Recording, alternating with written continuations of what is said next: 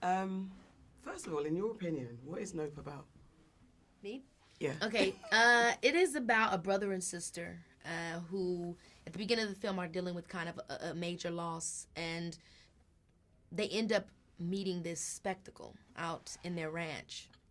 And for different reasons, they want to explore it. You know, Daniel's character, OJ, out of just pure being perplexed and wanting to just figure it out. And then my character, Emerald, because she kind of, she's kind of figuring out how can she exploit it, you know what I mean? And they're already in a predicament where they can possibly lose their ranch. So they kind of go on this whole experience of trying to figure out how to capture this spectacle in the sky. And they have a couple of people that end up joining along with them on this whole journey. But then it ends up kind of becoming more a conversation of, are they trying to capture the spectacle, or is the spectacle trying to capture them?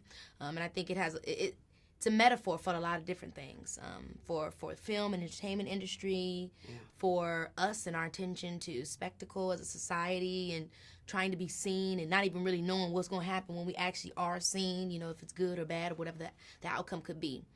So that's the movie. I've done a lot of solo press recently, and I've missed you. So she's taking the pressure off. Way better than me. That me and him both. What do you say? We'll be like, what have you been saying? What Keke just said. That's a joke. Keke just said. That's he's me. a nice try. Keke, whatever. Well, thank you. But is it hard as a spectator or audience watcher watching it? It's like my eyes are peeled, no pun intended, for all the layers and all the metaphors. I don't want to miss anything. But is it easier to get it when you're in it on set, or have you watched it back and be like, oh my God, I missed that, and there's more revelation? More revelations without a doubt. Yeah, it's like when I watch it and you take it, you go, oh that. Because a lot of it in the edit, you don't see. Like, it's in the skies, you don't see a lot of the things. So you just focus on your character, what you're doing, and then this dynamic. So then, like, you're just helping him compose, essentially, all together. And afterwards it's like, okay. Absolutely. And all the think pieces and getting into, like... And Jordan doesn't spoil the movie for us either, meaning he told us what we needed to know. You know, so he doesn't, you know, the same way he does when he does interviews now, and he doesn't spoil the movie for anyone. So he allows you to still take from it what you will. So there's natural reactions like, oh my gosh, and capturing it. So you two, brother and sister, what was it like bringing them to life, and what was kind of like some of the fun parts of bringing these two, OJ and M, to life? I love the banter. I love the back and forth that they had. Like, there was one of my favourite scenes was when, like, Angel leaves, and then Em was like, what are you doing? And I was like, I'm about to work, what are you doing? I was like, okay, bye. It's like, I caught that. It's way better in the film than what I just said. But it's like, I just love those back and forth where you see, like, oh, they love each other. Yeah, I love that because it's watching, when you're fly on the wall watching real life siblings, it's like a roller coaster of, they're fighting, they're laughing, they're crying and plotting, and it's just, you don't get it. It's like a secret world that you're not invited to. Yes. And I think you guys really did that. You brought it together. Have you guys met each other before? Do you know each other? Or? Well, we met just from the movie. The Wow. movie put us together. And then she took me out to a house party. Yeah? So she baptism of fire with all her girls. What was that like? It was. I was in the corner. I was trying to. I even said mine. I was in the corner. It was cool. It was like, but it's kind of like, I think a lot of people, when I get to America, they're like interrogate me, like, because Keke interrogated me. They're like, what's he like? Yes.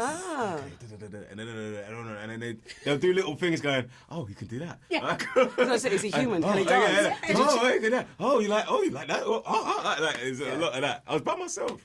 Then a couple of my friends came after. You were totally chill, though. I was chill. Yeah, I know. I mean, going into a gaggle of girls and putting yourself in that mix, it's like, bro, well, kudos. I grew up with women, though, so I'm about. So, but it was a baptism of fire. And that's that whole thing of like a spectacle, is watching each other and getting that public eye. And Nope does that. It kind of challenges you to think about your position in this world, being part of this kind of spectacle that we're enjoying. Yeah. What's the realisation of being in this film? What's it left with you or awoken in you? Like, I don't know.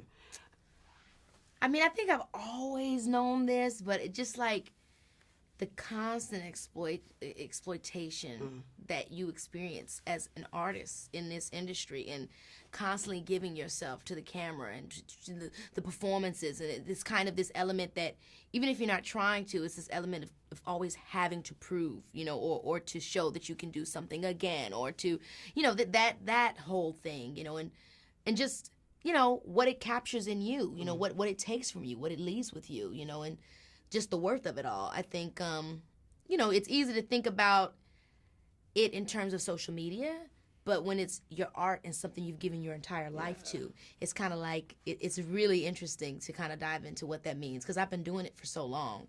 I don't really know the difference. Quickly, final question. When have you kind of risked it all when you should have said no? I risked it all and I should have said no. Risked it all in what way? I don't know. Any way you want to tell me. Listen, Any way you want to share. Is that off camera? Let's roll it. Let's roll it. Let's wrap this up right now, man. Let's wrap this up. What about you? I mean, I don't think I don't think either of us are really regretful. So I don't know. I don't know when I should have said no, because I feel like, hey, whatever happened, hell, I don't know what else it could have been. The only one regret I have in my life, and I don't do regrets. Only one regret, but I know it couldn't have happened. Is I wanted to live in New York in my 20s for about 6 months. I really wish I did. Wow. I really wish. But I'm so happy your life turned out. That's not a no. That was a should have done. It was right. Yeah. Should have done. Should have done. But I said no, though. But you said no. On the low, I said no. I must have said no. I must have. Yeah. But then Get Out came out, and then it just went. My life went mad. So it then I was like, beyond no. People were like, yes. Yeah. Thank you, guys. Thank Appreciate you. your time. Love you, Queen. Take care. Take care, man.